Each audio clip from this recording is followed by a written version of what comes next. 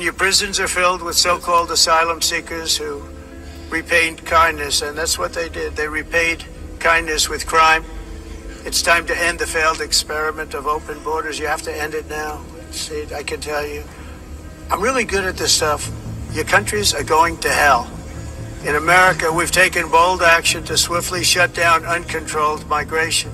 Once we started detaining and deporting everyone who crossed the border and removing illegal aliens from the United States, they simply stopped coming. They're not coming anymore. We're getting a lot of credit, but they're not coming anymore. He literally just said it himself. I've been telling y'all for the longest, Trump believes in free will, and he's trying to give it back to the people because he do not want to face the same karma that the rest of the elites is about to face. That's why I always said there's three sides. The left side, no free will, right side, free will, and the third side is humanity.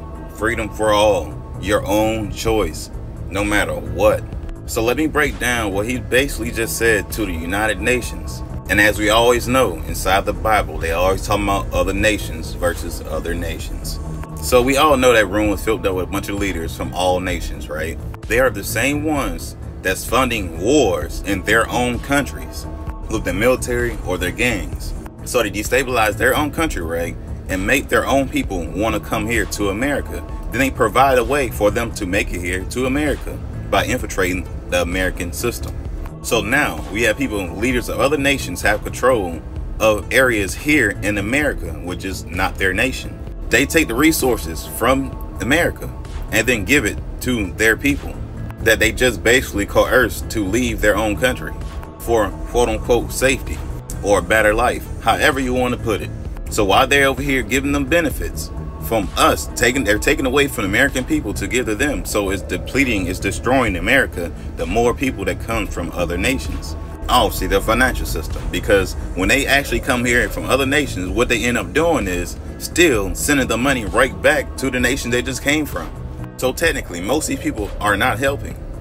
They're only helping to destroy, but they don't realize it. A lot of them don't, but a lot of them do.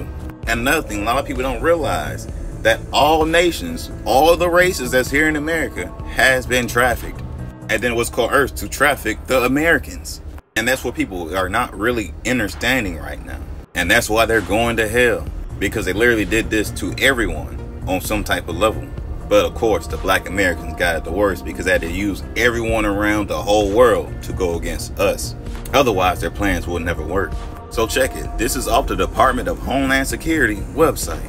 Traffickers often operate under the guise of a legitimate business or relationships to make it challenging to challenge their true intent.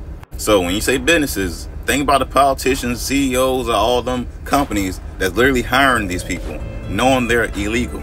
They adapt their tactics and exploit modern technology and social media, targeting individuals through online platforms and personal networks. Communities may not always be aware of the signs and presence of traffickers within their midst, which makes public education and awareness crucial, which is what I'm trying to do and trying to explain to everybody right now. This is why the immigration crisis is so serious, because everybody has been trafficked.